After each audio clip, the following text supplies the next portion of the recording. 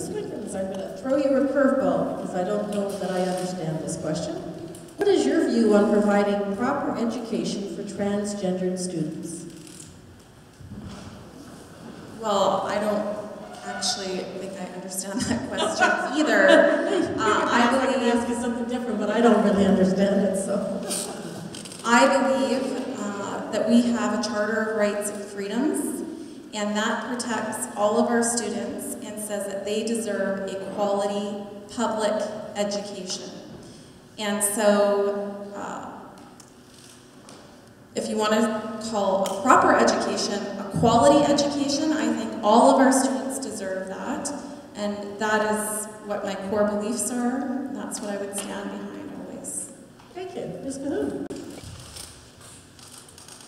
I feel the same way, that any student and every student, and especially transgendered or gay, lesbian, bisexual, queer, whatever, they all deserve to be treated fairly and equally, just like any other person. It doesn't matter what race, color, any of those things. We're all human and we all deserve an education and to be in a safe environment, and I'm wholeheartedly behind that. Thank you. Ms. Hobson? As the other speakers have said, of course, these students deserve the same education as any other student in our school district. I wonder if perhaps the question might have alluded to some bullying that goes on with some students, and I think that, as we've already said, bullying is not acceptable in any form in our schools. Thank you. Ms. Sullivan? I'm a little confused by the questions. So, somebody, as far as their quality of education or proper education, it really doesn't matter about their sexual orientation. If we're talking about making sure all youth feel safe and are supported, and do we need extra support for transgender students? Probably, in a lot of cases, and I'm supportive of that. Thank you. Mr. Ryan, I have a new question for you. Do you support merit pay, and if so, why or why not? No. I would not support merit pay because that is not going to change anything that happens in a classroom or change any learning outcomes that happen within the school. If you believe that paying somebody more because maybe their students like them better, then that's what you're going to get. You're going to have more people that are teaching the kids like me, because there's going to be no way to evaluate it other than what the students say about those teachers. So no to merit pay. Thank you. Ms. Outake? I agree. I would say no to merit pay.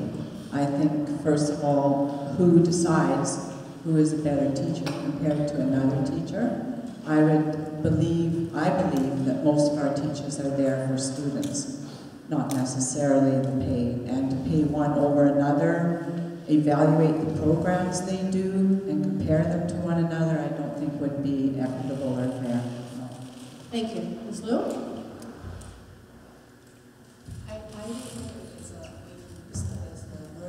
But I do believe that every professional have a job evaluation, so I do believe that we should have a job evaluation, but I don't think it's exactly that merit pay, that kind of a term.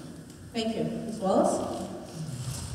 No, I don't believe so. I think that especially I can speak from our district, because that's what I know so well. We have a terrific school district. We have great staff.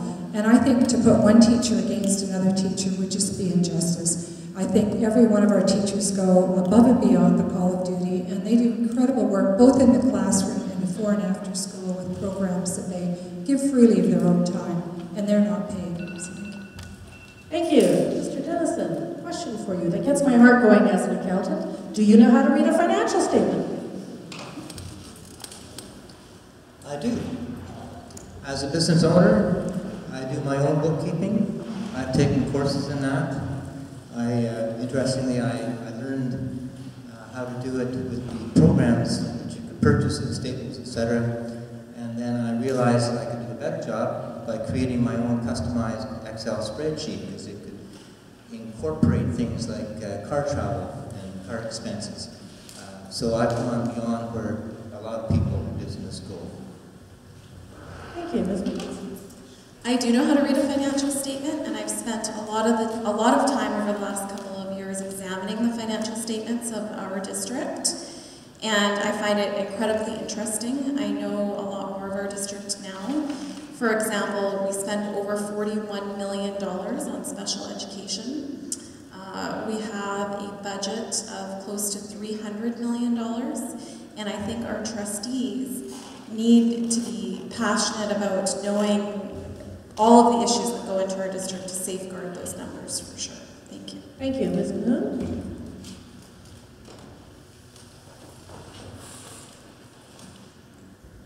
Yes, I can read financial statements. I have been doing bookkeeping and accounting with my husband's company for over 20 years, and I've been dealing with accounting, CAs and tax, all kinds of things like that. So I know about numbers.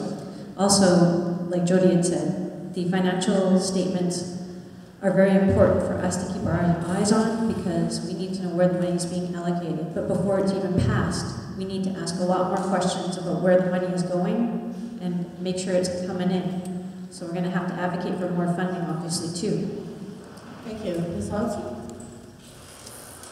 Yes, I know how to read a financial statement. I've been the chair of Past Czar for 3 years now, and we have a finance committee, and we regularly, at every board meeting, have our financial statements there for all of the members of the board to see. Also, during my years at BCIT, I was regularly involved in the finances of that school. So, yes. Thank you. Ms. Sullivan, I have a new question for you. Do you have any corporate board experience?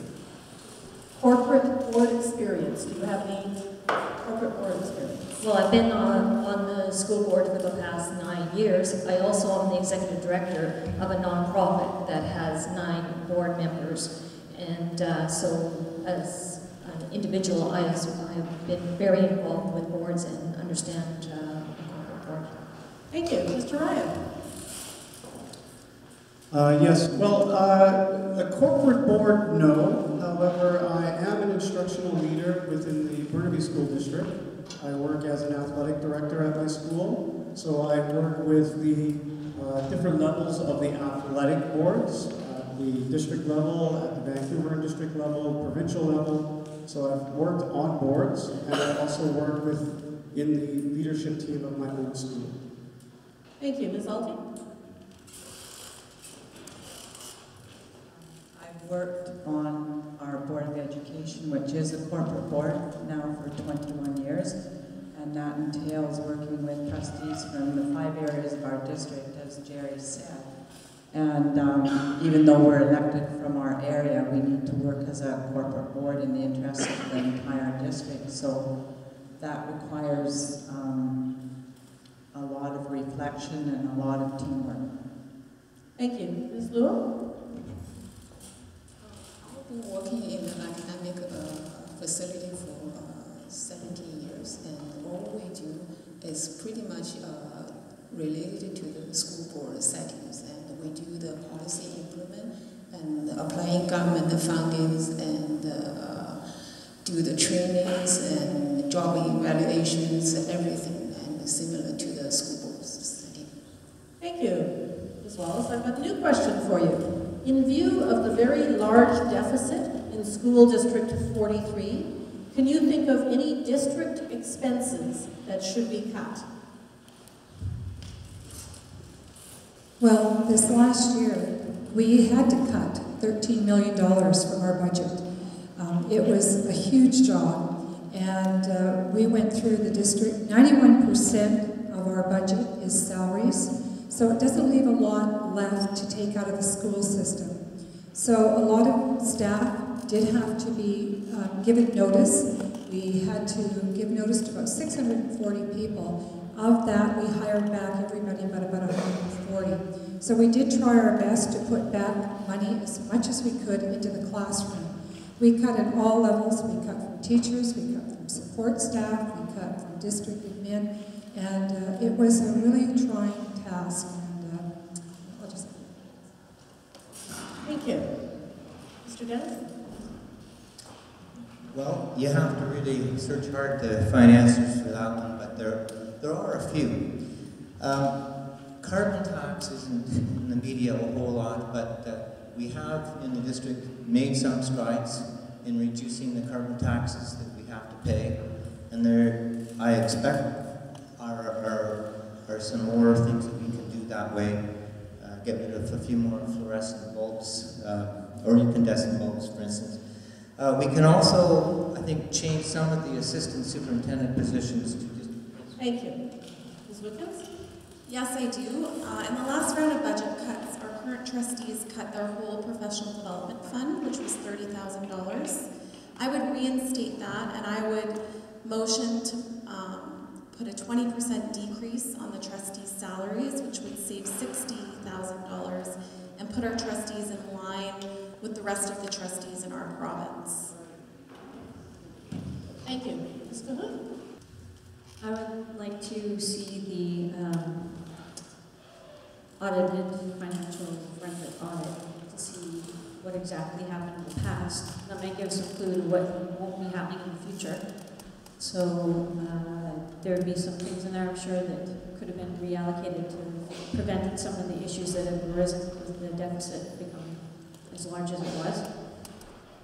And I would like to investigate more further into those issues. Thank you.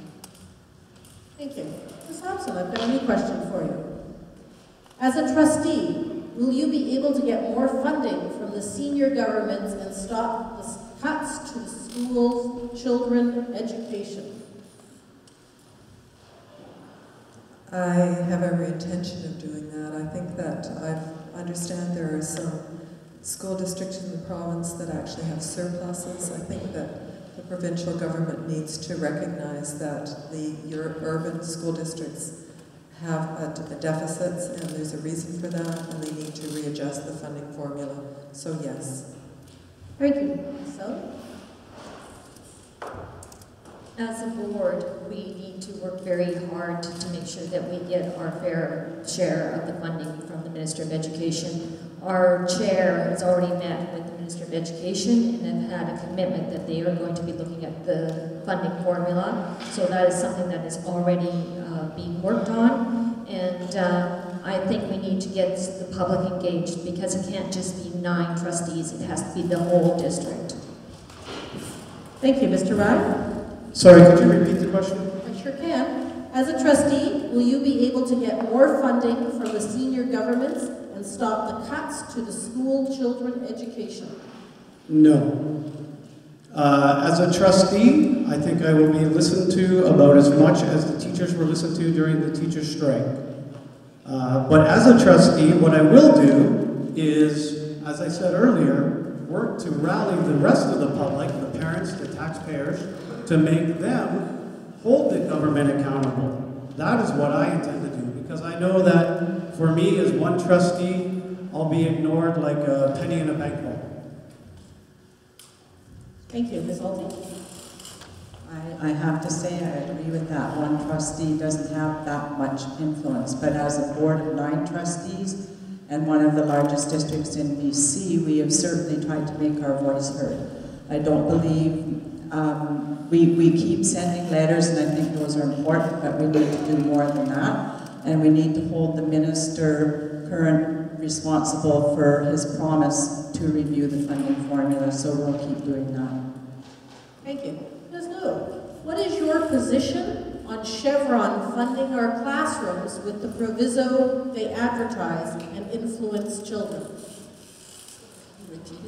What is your position on Chevron funding our classrooms with the proviso they advertise and influence children? Sorry, I don't get it. It's on corporate advertising and corporate sponsorship in schools. Oh, I don't believe we should have any that commercial influence in our classroom, in the school. But we do need getting private sectors involved in the school, but we should have a certain regulation on that one. Thank you. Ms. Wallace? Well, we already have a lot of corporate sponsorships in our school. They offer a real benefit to our school system and programs that we offer. I don't believe in having corporate names being advertised throughout the school, but I think a sports day and children's camps and things that the local community participates in, and we really want our community involved in the education system. If they're willing to help and support, I'm for that, but just not with big names and banners. Thank you. Mr. Dennison? I know it's controversial, but I actually do support what Chevron is doing. I know it's been turned down in Vancouver. It has been used in Surrey. The concern has been that they will dictate what the kids learn, and from the presentation that I attended from them, I do not see that. It's for science projects. Thank you. Ms. Wickens? Public education should be publicly funded. Our provincial budget for education has gone from 25% to under 13%. It's not about where do we find the money, it's where are our priorities. The Chevron campaign is a PR campaign, plain and simple. Our responsibility as a school board and trustees is to safeguard our students. Thank you. Back to Ms. Mahoon, brand new question. School District 43 has a Confucius Institute program. I would like to ask, what is your standpoint on the Confucius Institutes? And if elected, do you plan to do anything about ending the program in Burquitlam schools?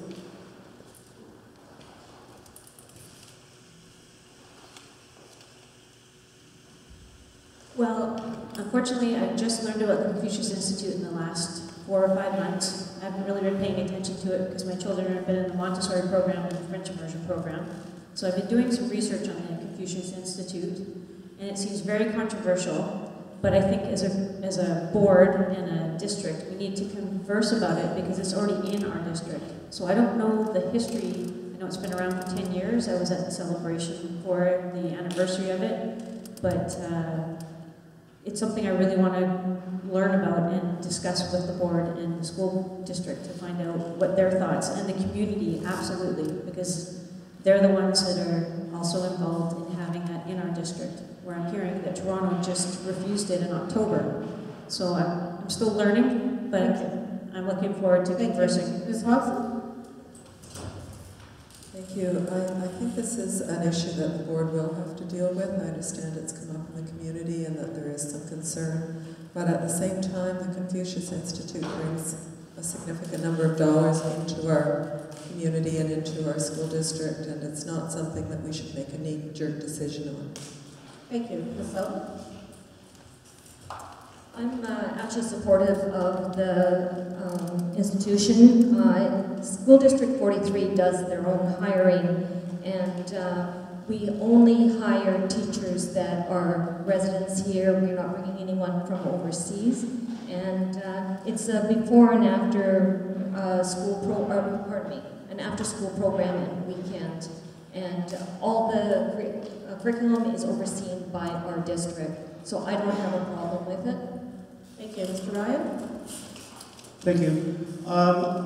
One of the things that I really like about School District 43 is the fact that there are so many different programs available for kids, that there are different ways to learn, there are different things to learn about. Now, I understand that this one has come up and it is controversial, so obviously it's something that the board will discuss because it's something that the public wants discussed, and when the public wants it discussed, it should be discussed.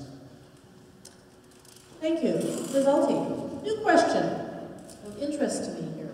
There are 90 to 95,000 new people scheduled into Burquitlam with the advent of the SkyTrain. There are currently 550 students enrolled in this school. Why is the new Banting Middle School being built for only 41 more students? Yeah, I don't know about the numbers exactly, but in short, I would have to say middle school. Initially, ideally, we wanted middle schools for 600 students to support the programs and the format. Enrollment has been declining in middle schools, and we have projections out 25 years that show where students will be. We work with EDI and MDI in the district that has a good handle on what ages the students are and where they're coming from and what schools they might be going to. So I'm assuming that that's part of that, and we are balancing that and the fact that there won't be 600 students at the new Bantam Middle School. Thank you. Ms. Liu? To answer the particular why for my student, that you probably ask a current trustee, and for me, any policy or any plan, before they make the final decision, they should be made public to let the community people get involved, not just enforce people that, inform people that, okay, this is our decision, and it's been done. Thank you. Ms. Wallace? Part of the funding for the school, actually all the funding, is coming from the Ministry of Education. And what the good news is it's a replacement, and we don't have to put up any money towards this new school. So in saying that, they also dictate what the size of the school will be. I was just pleased that we did have a school that will accommodate 50 more students. And in that school will also be a neighborhood of learning centers for the community to have access to. Thank you. Mr. Dennison?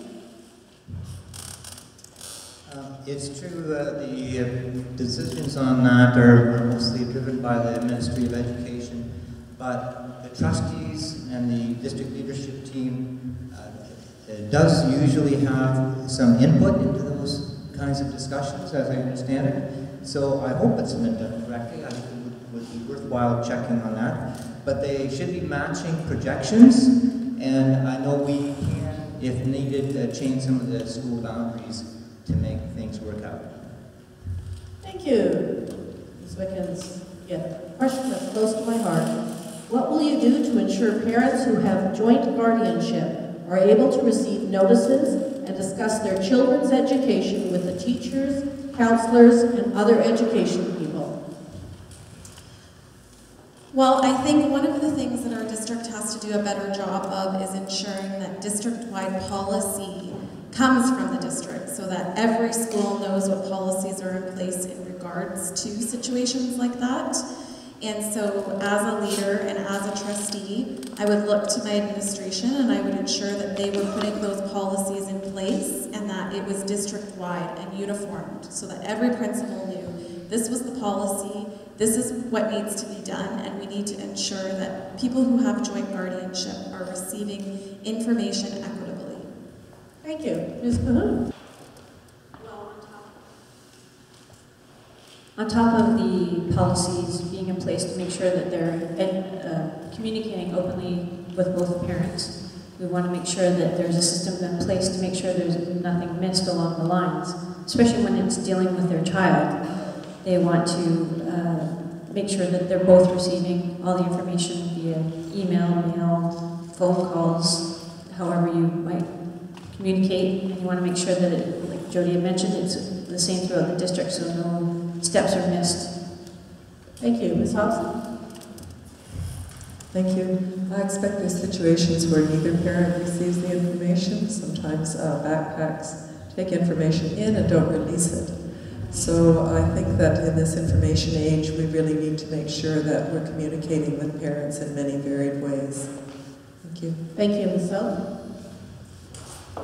I'm not aware of any problems with parents that have joint custody as long as they're working together, because information at the school is given when the student starts school, who the contacts are, and you get emails as parents of what is happening, and if you're both on the list, you will both get the information.